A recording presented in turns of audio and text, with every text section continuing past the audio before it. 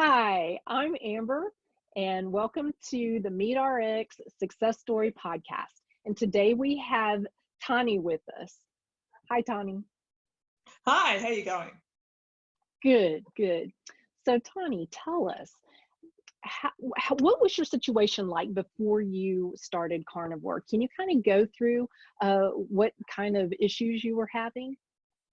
Absolutely.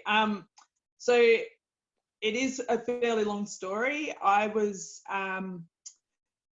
born into a quite artistic family in the 1970s, and at the time there was counterculture, and my family was pretty cool.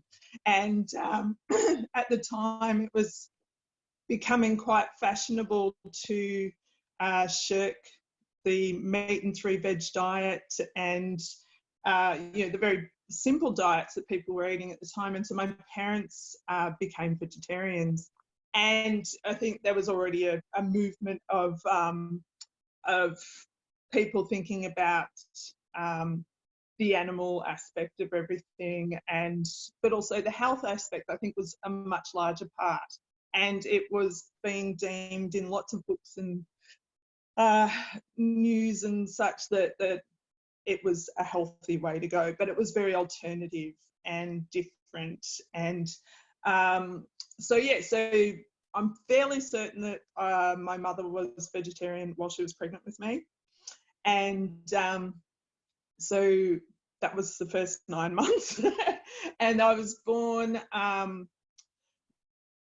reasonably small. I think it would be expected that I was going to be fairly small, just due to my parents not being overly huge. We're Irish Scottish background, but I was shaking and not quite right. You know, I was had a nervous disposition, I guess you could say, when I was born, and also too, it became quite apparent by the time I was starting to walk and such that I was extremely hypermobile and I was developing kind of a little strangely. So my parents took me to a specialist when I was 2 because I was so mobile, and he suggested that I start dance, which was probably a very good suggestion. Anyway, so I did that, and I think there's a double-edged sword in that it helped my body, but it also masked a lot of symptoms that might have become apparent sooner. So we continued with vegetarianism. I continued dancing, which made me strong and helped to allay these hypermobile kind of issues that I had.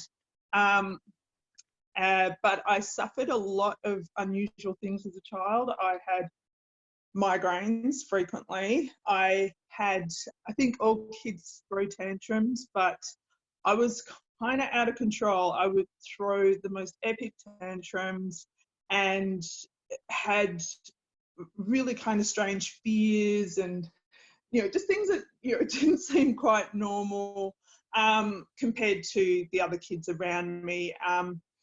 And I always shook. I always had shaking hands, like the DTs that you would see in an alcoholic or someone like that. So I always had the shakes, and we just kind of, I guess, growing up, you just kind of palm that stuff off.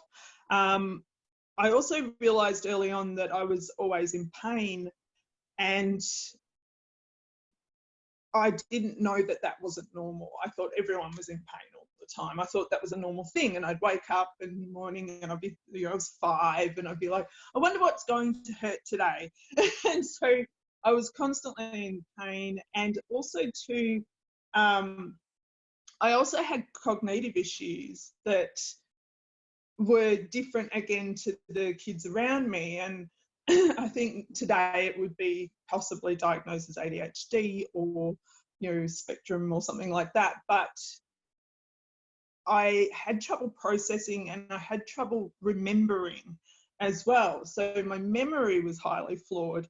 as a child. And so I was constantly struggling to remember the things that the other kids could remember at school or at dance, to remember the routines and the steps, and the other kids would pick them up much faster.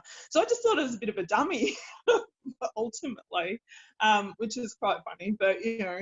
And so yet I was also incredibly creative and found ways to kind of think that were different, that got me through, I guess, and got me through school and got me through all those things.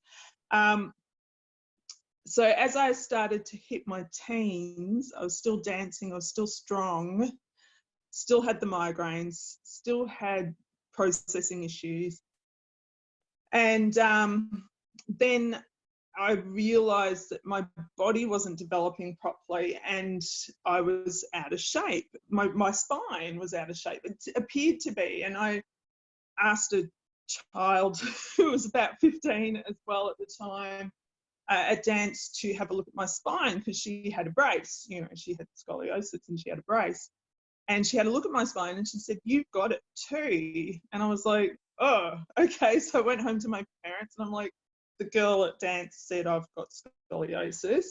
And sure enough, we went off to the doctors and had a look. And, 6 months later, I was having a spinal fusion to allay a triple curve scoliosis, which was at the time a 53-degree curve, which is quite a steep curve. So that was the lower lumbar.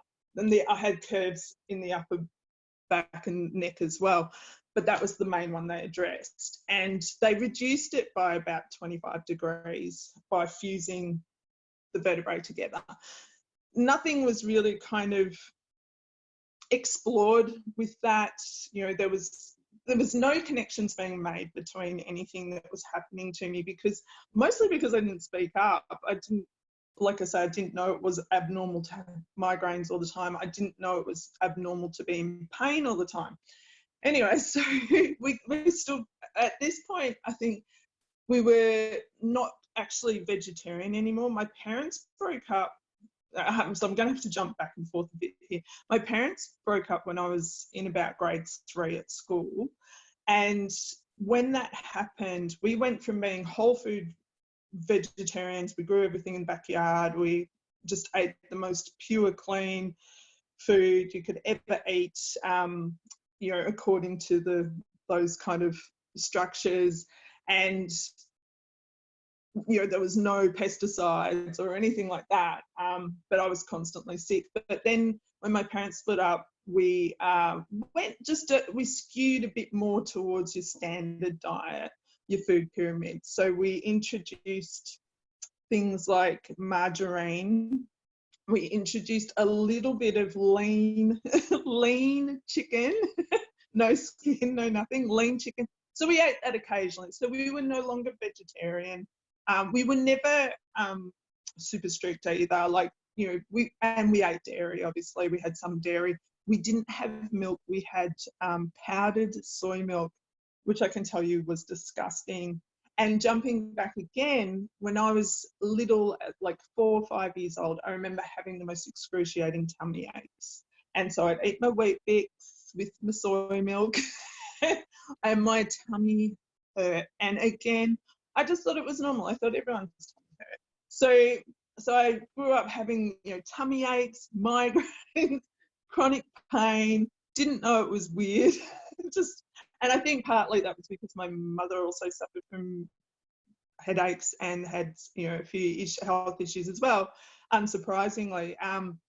Also, too, with the introduction of the meat, there was the split of the parents, so that kind of affected how, my parents worked and stuff. So that's why there was less gardening and all that sort of stuff. But also, too, my mother had developed anemia, and so that was part of the reason for introducing meat as well, was because she was struggling with her health. And she'd also suffered from cystic acne when I was growing up. So that seemed to, for her, help improve, just that slight adjustment seemed to help improve her health.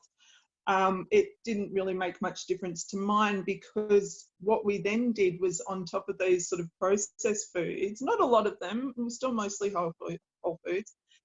On top of those, it did introduce more milk, but pasteurized shop milk, and I started to suffer from chronic hay fever and mouth ulcers. So this is in like grade 3, 4. Chronic hay fever. Every time the wind changed, I'd start sneezing and just be an absolute mess. My eyes would weep. I started getting conjunctivitis, and all these kind of things, permeating through my face, and still had all the tummy issues as well. And then as I got older, obviously heading into my early 20s, my food choices became personal, and obviously I was making less great choices. I guess there was some more junk food. Again, still not heaps. I think we were so health conscious that all my life health has been important, but there was probably more sugar and more those kinds of things. We had no sugar in the house when I was a kid per se. I learned to bake because there was no sweets in the house, so I became a fantastic cook. That's the only way I could get sweets as a kid, and for my little brother as well, was to cook. Beautiful food. Anyway, so we didn't eat a lot of that. But in my 20s, I started to develop. I'd never really had pimples or anything. I'd had all the mouth ulcers and such, but I'd always had great skin. And I started to develop really chronic cystic acne. So I'd be covered in these spots on my face, and they were deep, like the deep blind pimples, that really hurt.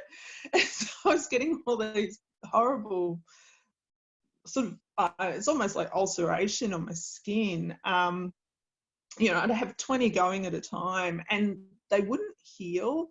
And that was something I started to notice too growing up, was I didn't heal.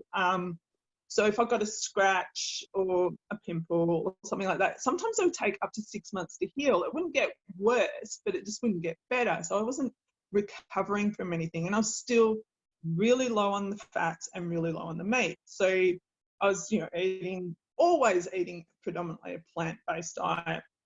So cystic acne, I just thought, I don't know, I didn't really know what to think. I just thought I was unlucky, So heading through my 20s, all through my 20s, I had that. And I was, I did used to party a little and, drink a little and, do all those things, which would not have helped anyone's health. But I still don't think that those things were enough to bring on all these issues. And obviously they started when I was a little kid. But so those things didn't help.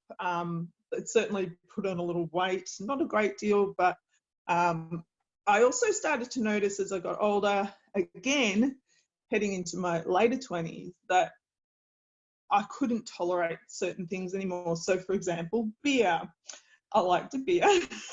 And one day I just couldn't drink it.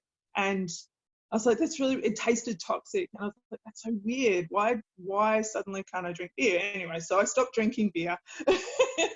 And what I found is heading through, I had a pregnancy in the end. I grew up a bit more and had a pregnancy, had my beautiful daughter. That was fine. I didn't have any issues with that. In fact, a lot of the responses I had that were clearly to food went away while I was pregnant. So, obviously it just boosted my immune system and made things fabulous. I don't know. But, and even my skin seemed to clear up a bit. But then I had my daughter and everything came back with a vengeance. So the cystic acne, I started having even when I finally got my periods back, I started having it only happened twice, but quite psychotic episodes. And I've, always sort of had, like I mentioned before, with the memory loss and all that sort of thing, is I've struggled with mental health in that, I had these issues that made things really difficult, but then I had these quite psychotic episodes and I was like, what's going on? Went to the GP. He's like, well, it's obviously linked with premenstrual issues. Let's just skip your periods. So I did that. That was fine. I responded well to that medication. It was just the pills, so that was fine. Not everyone does, but no issue for me. And so I dealt with that. So kind of made an assumption that the skin and everything was hormonal. And then, where did I go from there? Heading into my 30s, so I had my daughter when I was 30. Heading into my through my 30s, I started to get worse. And I have to jump back again. In my mid-20s, I was diagnosed with osteoarthritis. So that kind of explained a lot of the pain that I suffered.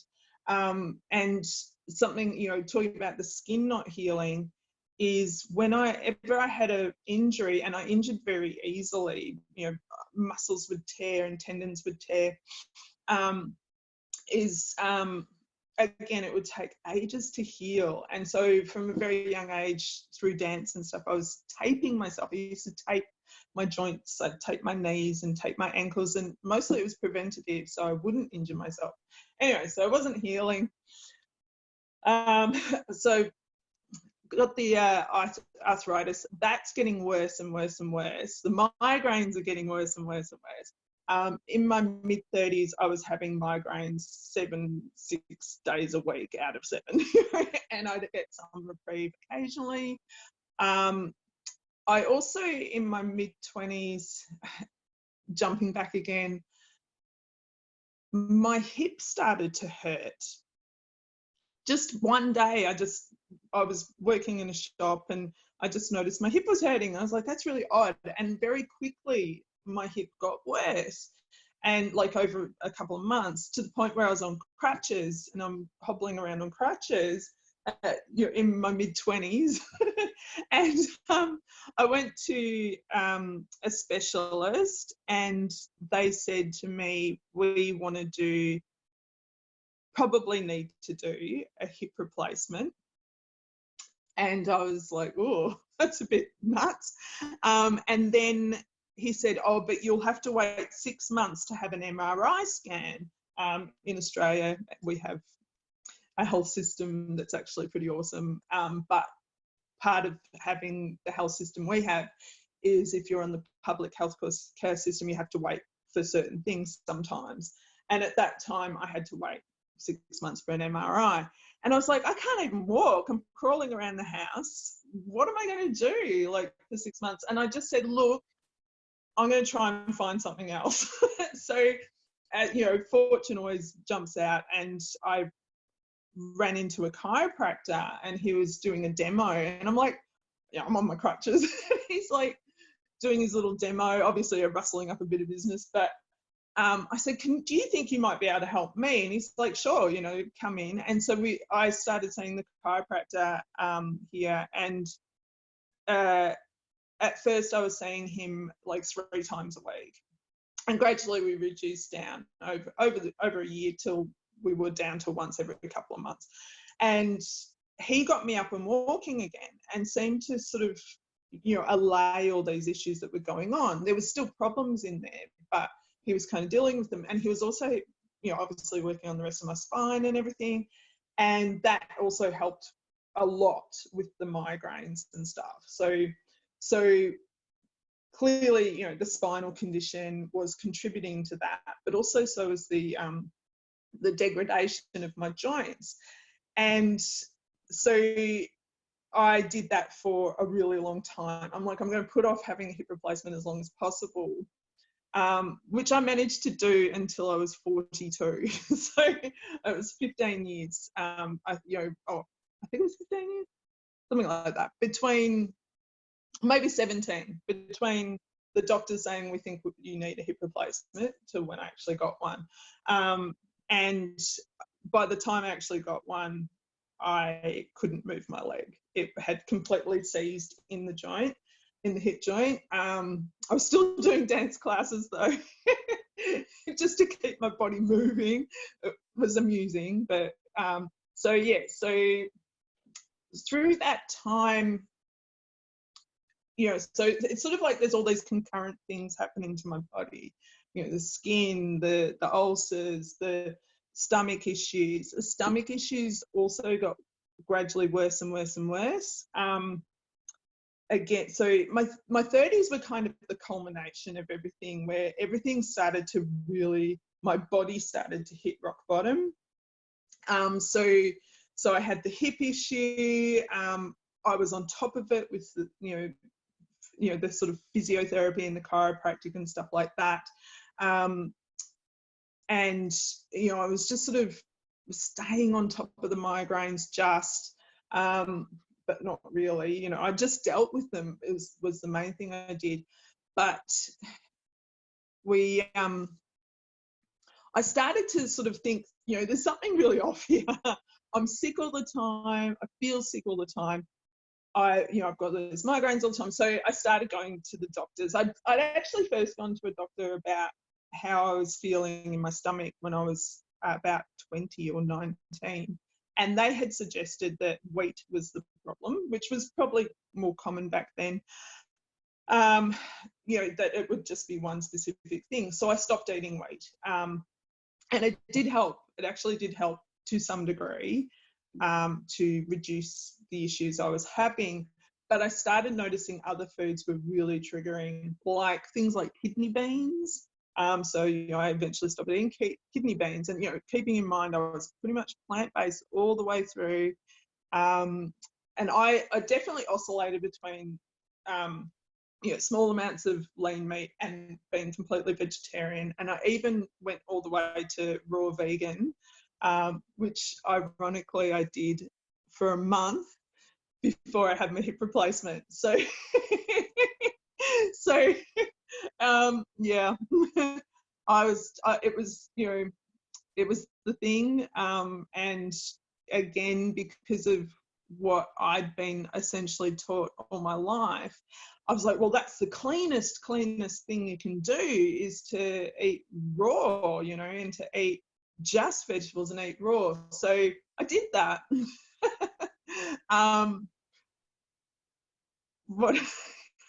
We make these choices anyway. So the important thing here is I started going to doctors and asking them if they could look into what's going on in my body. Why do I feel sick all the time? Why do I struggle with my brain? Why, and I kept getting knocked back and being told that it was nothing, or just kind of constantly ignored. I even had asthma that would only happen when I exercised. But I had an awesome lung capacity, a huge lung capacity, when I was getting tested for asthma. All these things happening constantly. And it got to the point where I went to a GP and I was just in tears. I was a mess.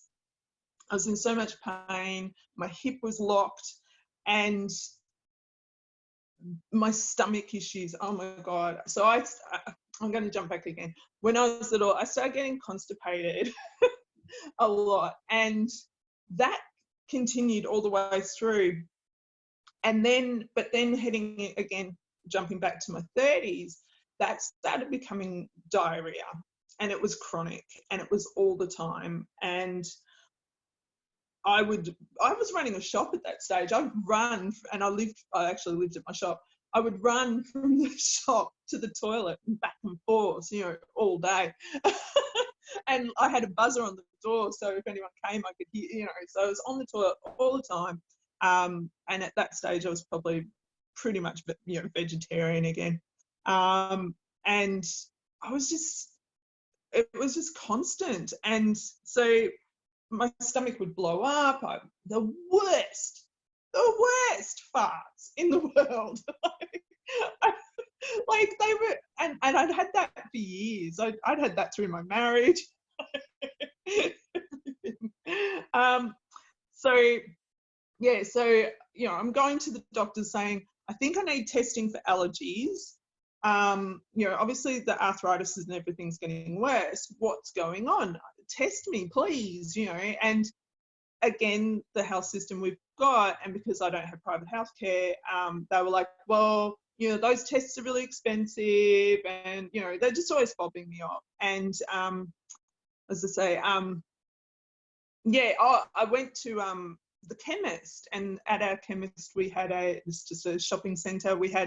They had a test your bone density thing at the chemist, and so I was with my mum, and we did the test, and it's just kind of a base reading that you can then take to your doctor or whatever. And she did this test. You sort of put your foot in this machine, and she got the results from me, and she said, "Oh, that's not good." So in my mid-30s, she's like, it's saying you've got the bones of like a 70-year-old. And I was like, what? And, you know, I'm on the best diet in the world. And my mum's bone density was much higher than mine. And, you know, she was at that stage probably heading into her late 50s.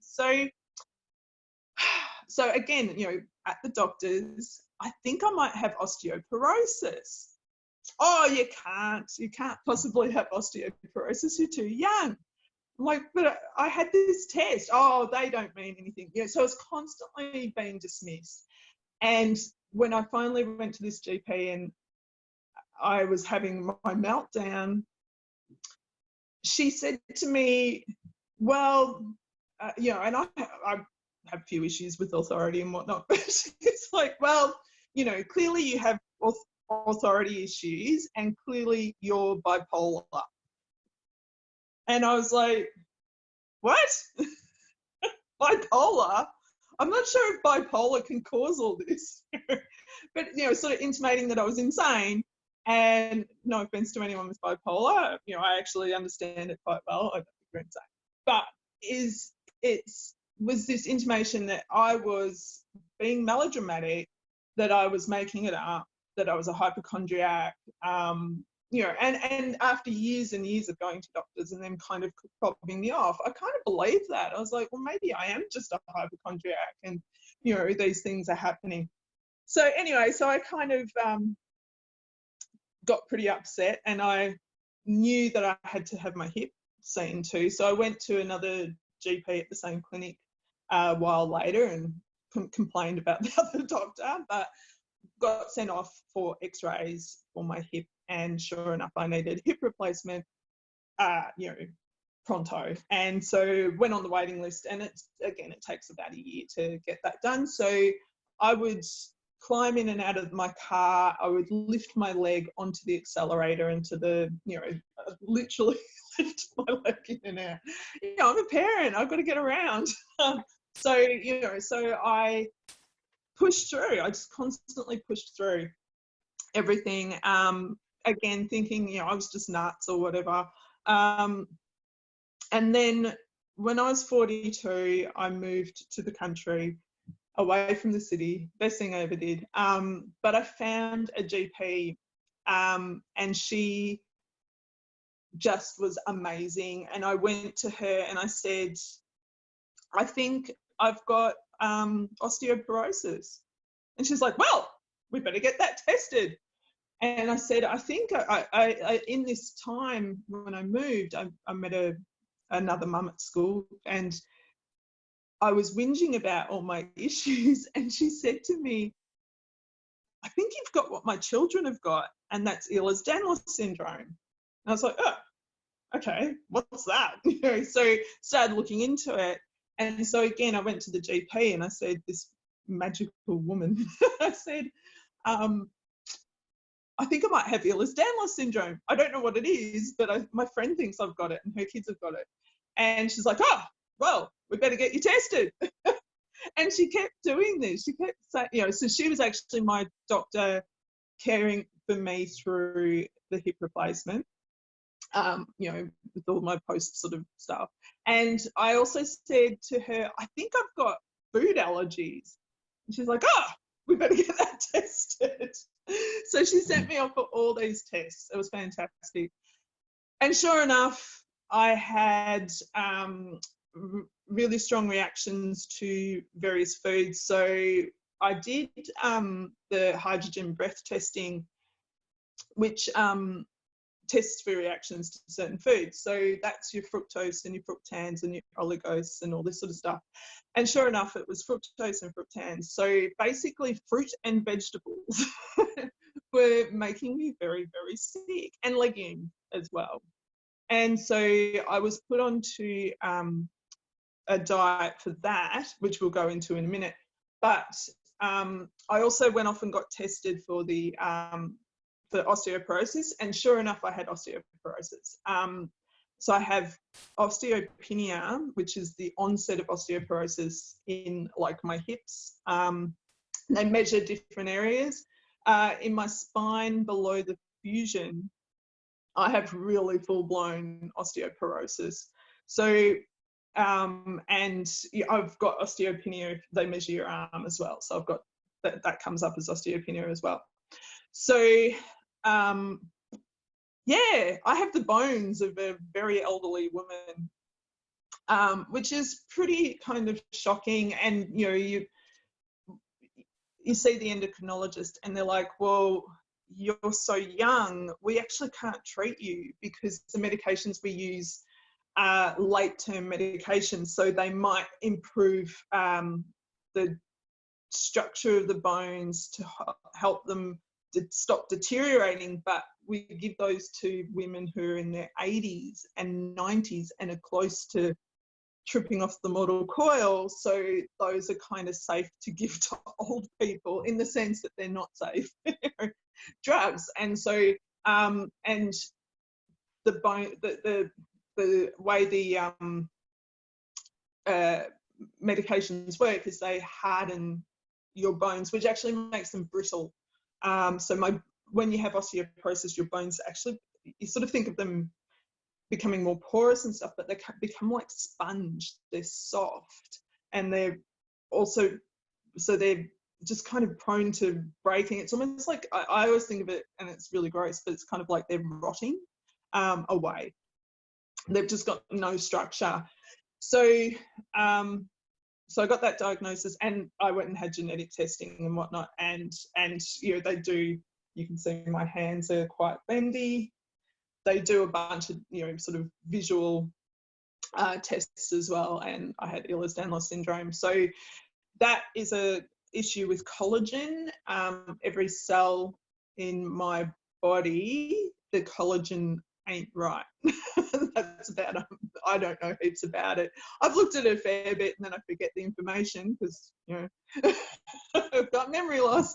But yeah, so this then, of course, all culminated in finding out that I had a two-pronged issue, which was, one, I had a genetic syndrome, and two, food was making me sick.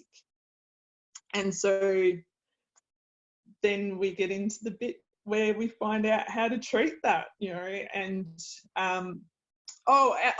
there's one more thing I forgot to, is in that time when I was being tested for everything, there was one other issue I had, and this is very much a TMI, but with all the tummy issues, in the lead up to when I was having my hip replaced, I actually ended up off work and pretty much bedridden a lot of the time just because I couldn't walk.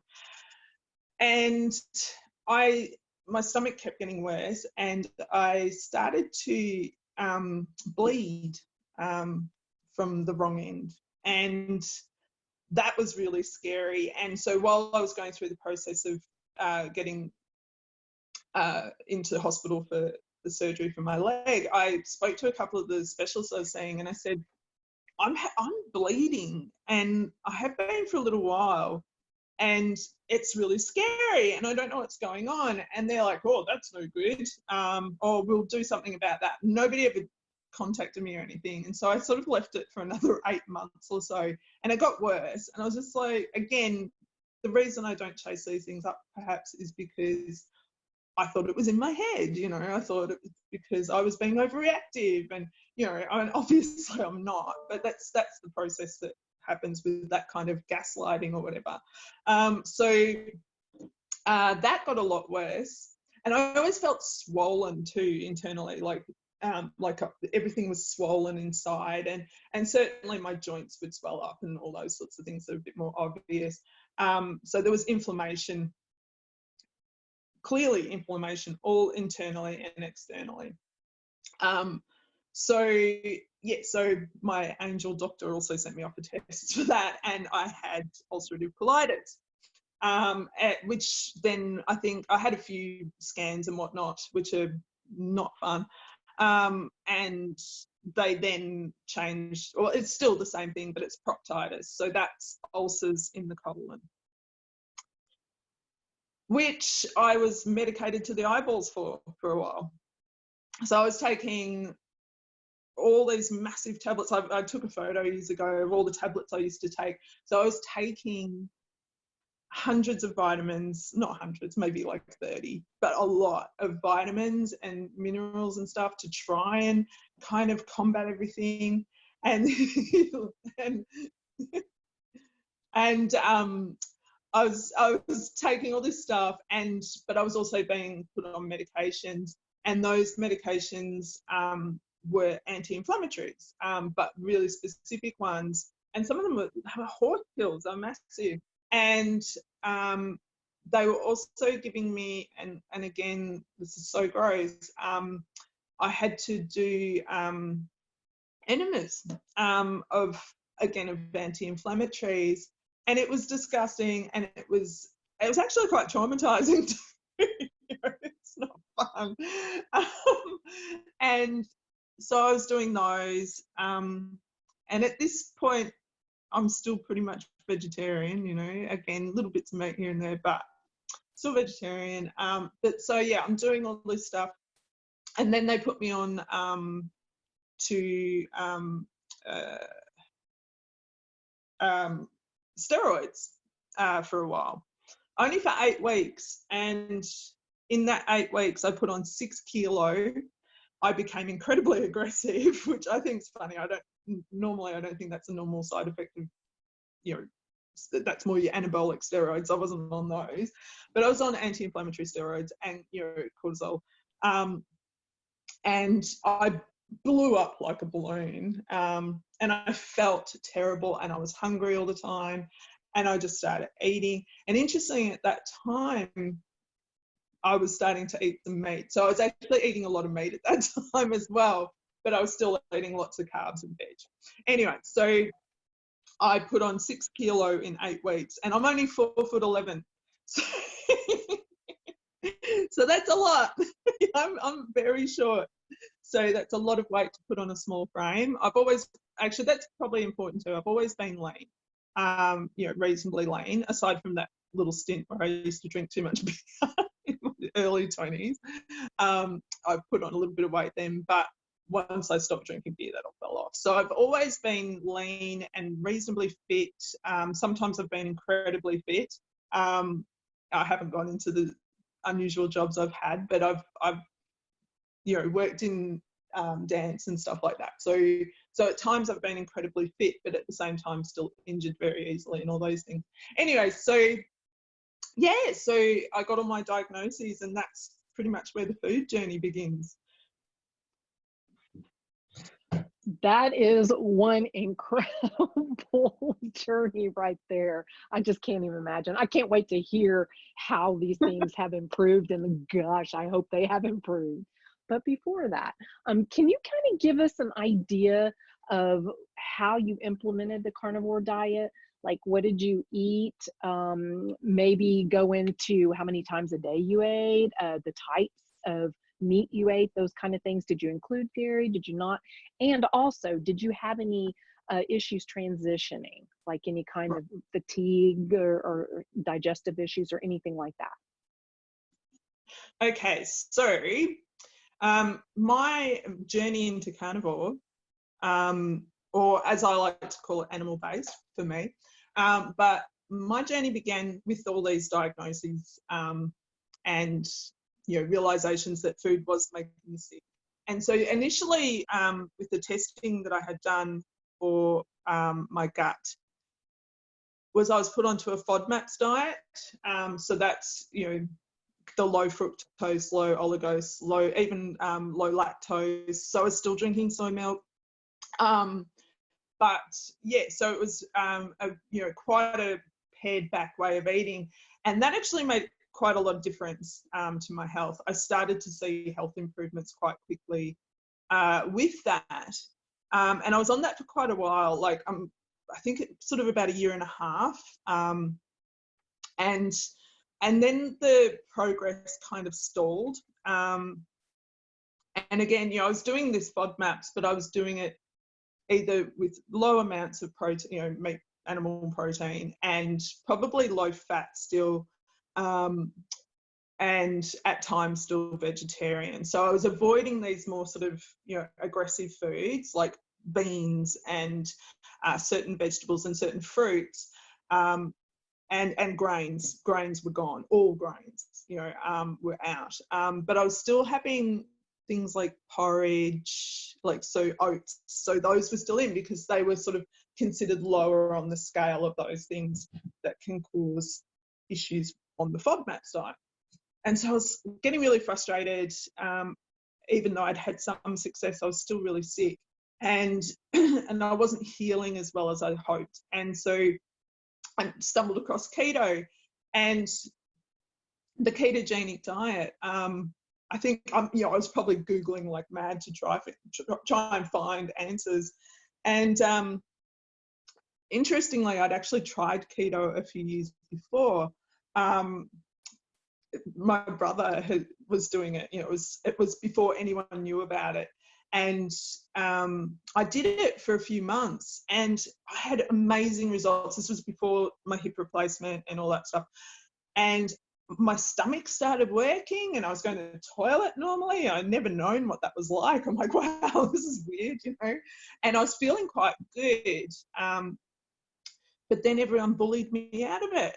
And like friends who are scientists and friends who are into nutrition and friends, and family, everyone's like, what are you doing? You're insane. You have to have fiber.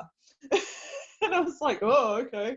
So I actually did it for a little while, had really, only a few months, and had really good results, and I, cut all the sugar and everything and all that sort of stuff. And, and high sugary foods like fruits and things. And yeah, got bullied out of it and went back to kind of how I'd been eating before and got sick again and then kind of forgot as well. So anyway, so I went, oh yeah, that's right. I did that a few years ago. That was really good. I'm going to try that again. So I went keto, and huge jump of difference. But part of the question is, how did I respond? I definitely had a very long transition phase. So, people talk about keto flu or, all the different stuff that can happen. And so I suffered from a lot of mouth dryness. I felt weird. I just felt weird all the time. I felt like I was kind of dizzy or something, just not quite there, So that was unusual. Almost like little spells. That's strange. But I thought, well, my body's adjusting, and I'd read enough to know that I was adjusting. So I stuck with it. And I think it took really a good 6 months to adjust. But very quickly I had, I was having really positive changes as well.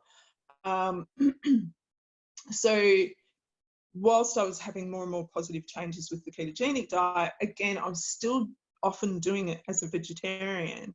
I obviously increased my fat. I did introduce a lot of butter and fats because that's part of the thing. But the coconut oil and all the things that we do when we do keto, the MCT oil. So I introduced more fats, so that was kind of cool. But so I noticed the internal inflammation was going down quite a lot with that. But it still wasn't enough. And again, back when I'd done keto years ago for a brief stint, I actually stumbled across carnivore as well. And I found a couple of YouTubers, and I think that they're still going to this day. Or it wasn't even YouTube, would have been an interview or something. And I was like, that's the weirdest thing ever. What? Just meat? And I know who it was. It's and I'm not going to be able to think of her name. I'm sure you've met her though. She's been carnivore for over 10 years now, and I can't recall her name. Say Michaela Peterson? No, not Michaela. No, she would have been in the womb still. No, she would be a lot younger. But no. It's I'm not going to be able to think of her name. I'll message you when I remember. But anyway, so I saw this woman talking about it, and a couple of forums and things. I'm like, that's nuts. That's impossible. Total just rejection of that. Even though I was trying keto, which was unheard of at the time as well. Anyway, so I was like, what my question to myself was, what would bodybuilders do? So I started looking up bodybuilders. What do? They eat lots of meat and stuff and protein, and bones are made from protein. And I was, so it's just sort of constantly looking around for answers, and stumbled across men who lift weights and eat meat. And the carnivore thing. And I was just like, okay, I'm going to try it. And sure enough, I did. And wow, just all I can say is wow, life-changing. And I think because I'd been eating ketogenic for a while, that transition was pretty minimal. My only major issue I've had since going to carnivore is what we now know is oxalate dumping. And so I still oxalate dump.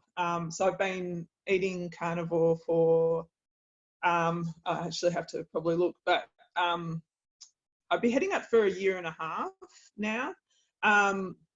And yeah, I get blisters on my fingers, and, lots of research, I just research so much, and, finding the researchers, I guess, more to the point, but, came across Sally K. Norton, people like that who talked about oxalate dumping. And of course, what was I doing before I went on to this? I was doing smoothies. I was doing, heaps of green veg, and, because I was just, and I was so desperate to find anything that would help me to heal. I was trying all sorts of wacky stuff. But yeah, I was juicing and, putting the spinach in the thing, and so, and all the almond milk, of course, when you're keto, it's all almonds. So I was having heaps of almond milk, and I was having heaps of almonds, making, beautiful food with almonds, because I'm an excellent cook. but yeah, so oxalate dumping has been, through my fingers mostly, has been the main issue that I've had, and it's not been bad. So that's pretty good. So as far as the transition, yeah. The transition was easy from keto. I think a lot of people come to it through keto, and find that transition much easier than when you see people who jump straight from a standard diet, or from vegetarian or vegan, or any of those other kinds of, diets that have all the carbohydrates and have all the fiber and all that sort of stuff. I think their transition is much more painful, whereas I experienced most of that going to keto. And then, yeah, so my transition was easy overall. And I have to say that my daughter loves it. I'd never restricted meat for her growing up or anything. She's always loved meat, and always ate more than I did. I'd get meat and she'd eat it, and I'd have something else, a lot of the time. And she loves it. She's 16, so she's a bit older, and she adores it. She's meat and eggs. She's a happy girl. Anyway, yeah. So there you go. Awesome. Okay, so now tell us how everything has improved, or what has improved since you started Carnivore. All that stuff you talked about in the beginning. Let's hear the good stuff now. All right, so the healing. Wow. I think so many of us, when we do this, become kind of a little bit excited and we start promoting it to everyone we know because of how dramatic the changes can be. So for me, it has been profound. I just turned 47 on the weekend. So at 47, I now have my memory. I have a functioning memory. I think this is one I'll get emotional about potentially. Growing up without a well-functioning memory. So as you saw before, I struggle with names still. I still have issues, but in comparison to how I was before, and it was getting worse, and I had some trauma in my life that actually exacerbated it as well. So, post-traumatic stress can affect your memory anyway, so that exacerbated it. And again, with the healing, I wasn't healing from that either. My brain, the part of my brain that kind of was using that to cope with the trauma, wasn't healing. Anyway, so I can now remember people's names most of the time. I can remember complex choreography. So when you do dance, you're remembering combinations, and they're quite long, up to 4 minutes long, or whatever, or even longer, depending what you're doing. So you have to retain all this information, and when you're retaining that information, it's about every single part of your body, the music, the space, the people around you. So it's a lot of information to process. And the way I used to manage that information was to practice incessantly, and to the point where I just had it in my brain. So whether I was doing a dance exam or a dance piece, I had to punch it into my head. Now I'm just like, I know that. I remember stuff, and it's mind-blowing. It's mind-blowing when you've never had that in your life, to be able to remember and recall information, and and there's nothing else that has changed in my life to cause such a huge jump in my mental processing. I also, I mentioned when I was very little, I used to throw tantrums, and I think that was, again, the starvation of the brain. I, to this day, have struggled with kind of not, necessarily epic tantrums, but I get triggered and I'll be in a situation, I start to freak out and shake and have to get myself out of there. And that doesn't happen anymore. And I'm like, what? And, loud noises used to upset me. And this is all spectrum stuff, potentially. I've never been diagnosed with anything, but potentially I could have been. Loud crowds and lots of people, and I'd start shaking and getting all triggered. And that stopped. So this is really big. I think if that was the only result I had from changing my way of eating, or from, if that was the only side effect or whatever, that's enough. That in itself is life-changing. And, and that speaks really clearly to the fact that I wasn't getting enough cholesterol in my brain from in utero. So this has been going on for 47 years, for 45 years or whatever. So in utero, I wasn't developing my brain properly. And, after I came out, I started, was no longer being breastfed and started eating food. I wasn't getting any cholesterol for my brain to function. So clearly things weren't firing, and now they are. Like, what? Anyway, so that's fantastic.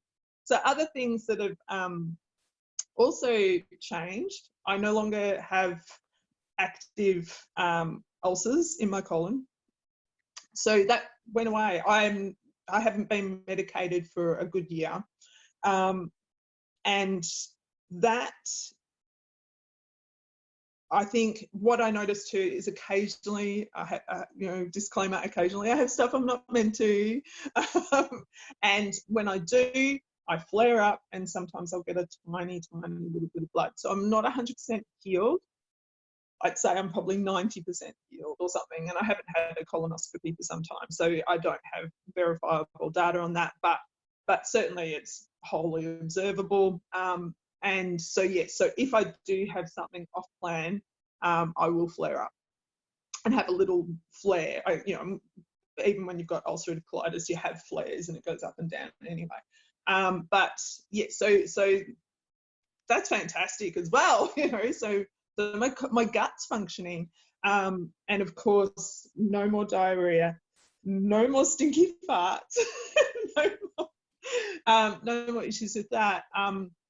I don't get hay fever anymore. That sort of cleared up as I got older, to some extent. And I found generally if I avoided cow's milk, that I wouldn't have hay fever either. So as I got older, but then I have gone through phases where it's come back. So anyway, so I haven't had that for ages. All the cystic acne went away. Rosacea acne, I also had started developing rosacea acne, and I think that was partly on keto. I was eating too much of the oxalates, so I was having 2 types of acne, and that went away. Bam, gone. And that was gone in weeks, like a couple of weeks, that went away, which is extraordinary. And I always say, I think that the skin is almost like the final place where things start to show up. So if your bones and your gut and everything aren't right, the last place it comes up is on your skin. So when you start getting really bad skin, as an adult in particular, there's something deep going on. Anyway, so my skin started to heal really rapidly. Again, if I have something off plan, I've got a couple little spots because it was my birthday. Guess who ate cake? It was gluten-free and all this stuff, but I had cake. And so I think that's really important. I do occasionally go off plan, and I think that's just being human. I could be stricter, but I'm pretty strict. Anyway, so cake once a year. Anyway, so I will. Again, the skin will flare up. So not only will the gut flare up, my skin will flare up, and I'll get a couple of little spots. They heal really quickly though, so I'm healing fast. So I'm going to go through. I've got a bit of a list here. I had Sjogren's syndrome. So that's where your eyes, mouth, and personal parts are dry, and for whatever reason, they just don't create enough moisture. That went away. That was gone really quickly. And I'd had that since I was a little kid. My eyes were always dry, always rubbing my eyes and stuff. And again, if I eat off plan, my eyes dry out. So, it's very clear what's going on. Back pain. So because of the scoliosis, I suffer from chronic pain, as I've mentioned anyway, but also not only because of the Ehlers-Danlos, but because of the structural issues. And I go to the chiropractor, I go to a myotherapist, I go to a kinesiologist, I see all these people for my physical health, and I still do. But the lower back pain went from a constant 11 to about a 2, or a 3. A bad day, it might be a 4, when we do those scales. But that's just amazing. So my levels of pain have dropped, and one of the issues with EDS2 is dislocations, and so my fingers dislocate and they'll just click and click and click, and my toes dislocate and stuff. And again, those dislocations have reduced. I still get them. I think it's important to say I can't be cured of the things that I have, as in Ehlers-Danlos. That's just my cells. They're genetic. It's in my father and my mother, down it goes. But it's reduced every symptom and sign that I have of that syndrome. So, the asthma. So the exercise-induced asthma, gone. I don't get that anymore. I have had, with the shenanigans going on in our world at the moment, I have had a little bit of high respiratory issue, and I think that's been stress.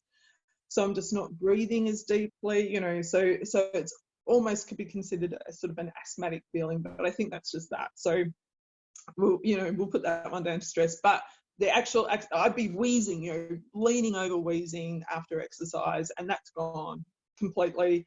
What else? All the shaking's gone. Insomnia. Oh my God, I had insomnia all my life. Again, as a child, I couldn't sleep. And I started sleeping like a log. And even if I don't sleep for a long time, for example, last night I went to bed a bit late. When I go to sleep, I sleep really deeply, and you know, get up 4, 6, whatever hours later, and I feel refreshed. So that's really good. So I don't have that anymore. That's gone. And you know, and I fall asleep so quickly. It's so exciting. What else? Oh, so, and this one's really important too. I'm looking at my list to remind me of all the things that were wrong.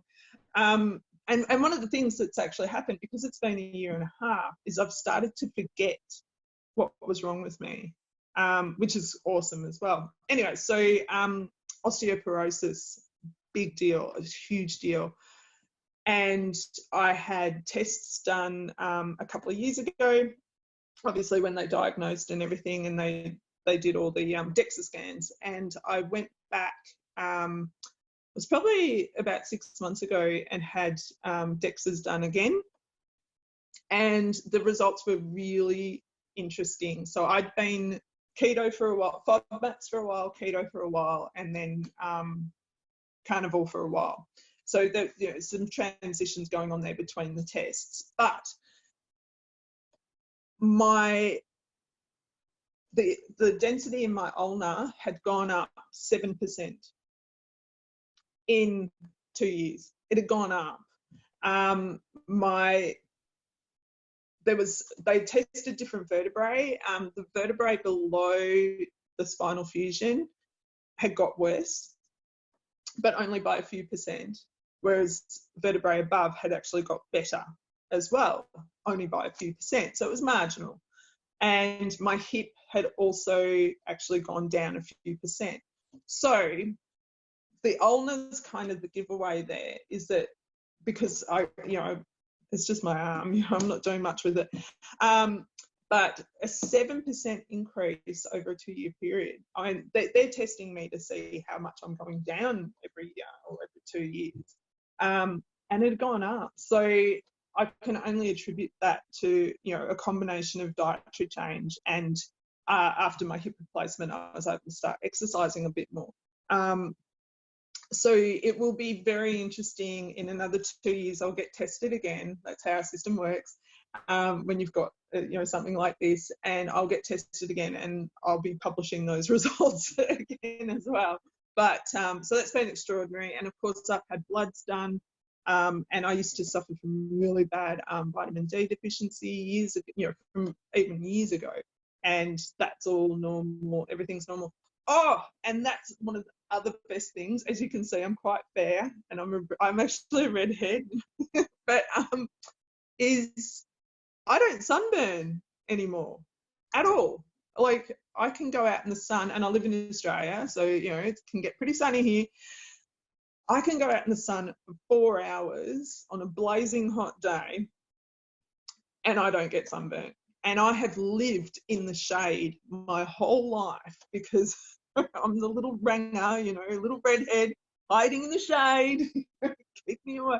And since going carnivore, I think it started to happen actually even a little bit when I was keto, in that I wasn't feeling like I was burning in the sunshine as much. But then and this was really interesting actually, when I went carnivore, my body started saying to me, go in the sun. And I was like, what? And I'd be driving in the car, and I'd have the sun coming in, on my arm as I'm driving. I'm like, oh, that feels really good. And so just intuitively, I kind of started going out into the sun more and more. And it was like my body was soaking it up, and it would tingle, and it felt amazing. And I just kept doing it. And like I said, no burning at all. A couple of, I guess, vanity side effects or improvements. And this is quite apparent. Obviously, my skin's cleared up, but my wrinkles are going away. And something that has happened over the time that I've kind of been, I guess, publicizing that I'm doing this, just on Instagram and stuff, is I've been bullied a few times for looking old. And I'm pretty old anyway, sort of, but I'm 47. But one of the things I started to notice a few years ago was I was getting really quite intense premature aging. My skin was getting really crepey, and I was getting all these wrinkles around my mouth, around my eyes. I'm just like, this is horrible. Like, I'm sure this isn't normal. Like, I feel like my skin's deteriorating much faster than my friends the same age and all that sort of stuff. And I was just like, what's going on there? Anyway, as soon as I started change my diet, my skin stopped being so dry, and also inflammation. All the inflammation went away around my eyes and stuff. And I think partially that's, because there's less inflammation, it looks less crepey and saggy and stuff. But certainly around my eyes and, around here, even my jawline has improved. I haven't changed weight much. It fluctuates a little bit, but, my weights stay consistent. So it's not weight change. Sometimes you can, if you put on weight, you'll look less wrinkly and stuff like that. Anyway, so so my skin is just improving so much. And I think a lot of women experience that. And yeah, so, and another one that's been really interesting too, again, that could be tied in with the, our looks and whatnot, is my teeth are whiter. So my teeth have seem denser. And I actually had a bit of trouble with my teeth growing up. One tooth didn't grow. I'm missing a lot of adult teeth. And I'd say, again, that was stuff that probably happened in utero, is that my teeth didn't seem to develop properly. And yes, I've got, some fake stuff going on and whatnot. But yeah, they started to get less, they weren't super opaque. And I've seen that in people who are vegan in particular, but they were just a little grey and whatnot. And now they look denser and whiter and stronger, which would tie in with, the increase in bone density as well, that I'm experiencing internally. And again, you can only assume that that's going to happen with the increase in protein. If bones are 60-odd% protein, then, I'm eating so much protein now. Yeah, it's bound to happen. I'm just having another look at my list. I think that's pretty. Actually, no, there's another one. Is recovery from exercise. So I've always been pretty regular with exercise and stuff. If I don't exercise with the Ehlers-Danlos, I actually start to deteriorate really rapidly. So in days, so I exercise frequently. And if I go to a gym or do a dance class or something, is I recover so fast, and I can go for ages. Like, the stamina is extraordinary. And I do recall, though, actually in the transition phase, that when I was first transitioning to carnivore, my stamina dropped just temporarily, like maybe for a month or so. I just find I get a bit worn out quicker and stuff.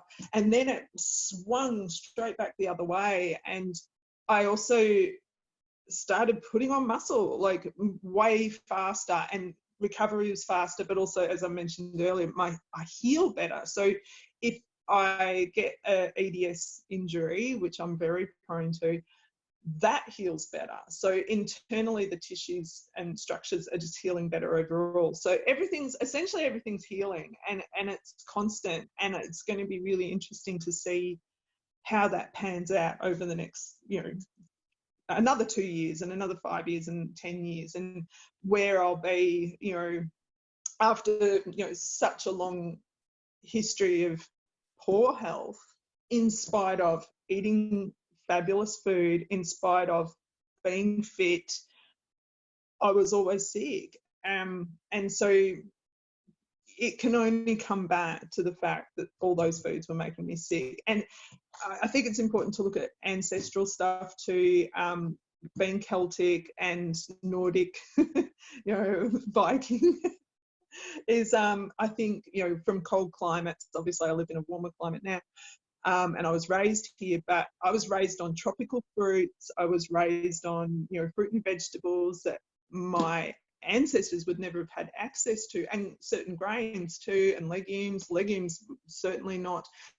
So from a genetic point of view, I was eating all the wrong food. I wasn't eating ancestrally at all. And, of course, we all start looking at that. And when I look at my ancestral history, I'm not supposed to eat tropical fruit. And I even remember, as young as 2 years old, I remember eating pineapple.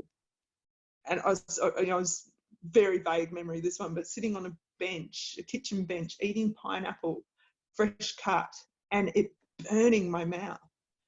Just, the acid just burning. It tasted delicious, but it burnt my mouth. And so much of what I've experienced with the ulceration and everything is my mouth burning from all these foods. So, yes, so I think I was probably meant to eat, elk and maybe a little bit of porridge and a lot of yak fat. I don't know. Instead, I have a lot of butter, and I think that's important too. So my diet choices are, I eat quite a lot of fermented dairy, lots of yogurt. Nordic people eat a lot of that. A lot of yogurt, a lot of cheese. Love cheese. Don't seem to react to it, especially raw cheese. And raw cheese is amazing, apparently, for your bones. So I eat a lot of that. And then just all kinds of meat and seafood, because I'm a bit of a foodie as well. I like the variety of flavours, but also too, sometimes I'll just go, oh, I really need some salmon today, or oh, I think I need some oysters, So I think people talk about this as how your body starts to hear what it needs, and you do start to actually do proper intuitive eating. So some days I don't want much dairy, or I don't want cream or whatever. And I've always seemed to have stayed away from milk. In Australia, we can only get pasteurised milk. There's no access to raw milk unless you have your own cow. It's illegal in all states. So I can't access that, and I'd love to try it. I'm sure I'd not react to it, but so I generally avoid milk. I can tolerate it in small quantities. And then, just, I eat heaps of steaks as well, and mince, and, you call it ground beef, we call it mince meat. So I eat a fair bit of that. And, we'll have some processed meats like sausages, like barbecue sausages, and a little bit, not much of like salamis and ham and stuff like that, but not a great deal. But definitely eat from, kind of all areas. And my favourite food is butter. I think butter's saved my life. It's amazing. So there you go. So I think that's pretty much everything. Oh, and hair growth, if you want to get some hair growth happening, all of us girls have amazing hair. I see it everywhere. Every carnivore woman has this lush, lustrous hair. My hair was right. My hair was for nails. Yep, I've always had flimsy nails. They've got much harder. They're short at the moment. I just cut them yesterday, but certainly my hair and nails are phenomenal. And I've always had pretty good hair, but what I was starting to experience was hair loss, and that stopped as well. So, and again, I think that was just because I wasn't getting enough nutrients or whatever. So yeah, it was starting to, and probably some stress as well, but I was getting quite bad hair loss. And as I changed my diet, that stopped. And yeah, and it just started pouring out, you know. And my daughter's the same. She's got very thick curly hair, and it just it just pours out of her head. So you know, so there's a lot of you know, things we can put down that are quite we could call vanity based, but I think those things are markers of good health, and that's why we see them as pretty or beautiful or whatever, whether it's hip to waist ratio, whether it's thick lustrous hair, whether it's long eyelashes and strong nails, or muscles, you know, obviously for the dudes and for us as well. I think, you know, the stronger we are, the more, you know, pretty we look, in the sense that strength, you know, is a sign of longevity and you know, capacity to keep getting more meat. You know, if you can hunt, if you're strong and you can hunt, and or if you can persist in times that are difficult, then you're going to survive. So you know, so I see a lot of that stuff, and I think I love finding about all that sort of stuff as well, sort of anthropology. Fantastic. Anyway, so there you go. That's my life story. Thank you so much, Tani. I've really enjoyed this, and I am just blown away with the success you've had. I'm so happy that you're healing. And again, thank you so much for joining us. Thank you. It's such a pleasure to also, actually, can I just say one last thing? One Sure. of the things I really noticed, and this is for the guys and the girls, for everyone in the community, is I've always astounded by how supportive everyone is, and how no matter what our background or our politics or religion, you know, whatever, you know, any of those sort of factors, is the level of kindness that seems to bloom in people, you know. So we can get a little bit esoteric as well. I think this is important though, and that's why I want to bring it up, is there's a kindness that starts to grow within you, and you become more patient and more able to listen, and you know, particularly when yakking with men online, you know, in posts and stuff, you know, and you know, there can be a bit of a battle of the sexes and stuff, and it never happens. And I'll say something controversial or whatever, and you know, the guys will be like, that's interesting. Instead of kind of going, oh, ladies know nothing, you know, whatever. But I've just really noticed that everyone just seems so grounded. Oh my goodness, everyone's so stable and mentally stable and grounded, and you know, and a lot of people talk about that a lot, but the kindness. And so my point being is that it's really exciting to connect with everyone, you know, through this platform, and to communicate our stories and everything. But the level of kindness and what, you know, I mean, there's still shenanigans sometimes, but overall, as a group, and any group can have issues, overall I don't see them, you know, there's very rarely any problems. And I just think it's because we're so grounded in our health, that we can step back and go, oh, okay, I can think about your opinion and my opinion, and some people are, you know, have different ways of approaching it. And that's, you know, I wanted to go through how I approached it, because I think we all come at it from different angles. You know, there's people who just eat hamburger, you know, and other people who just eat steak, and other people who might come from a more pescatarian background, or do like myself with more dairy and things like that. And I'll, you know, occasionally I have sauces and stuff that are low sugar, and you know, I do even use sweeteners sometimes and things like that, you know, stevia and whatnot. So I tend to be more the dirty carnivore. So, but I think that's something that's, I think, been really extraordinary, and I haven't experienced that in necessarily in other food groups, as it were. So a lot of kindness, and that's, you know, of itself, what a wonderful thing, you know. I totally agree with that. Thank you for saying that. That's pretty much why I do what I do, because I enjoy the connection and sharing these positive stories. So again, I really appreciate you coming on the podcast and sharing your story. And you have a wonderful, I think it's evening for you, very late. So you have a wonderful evening. Bye.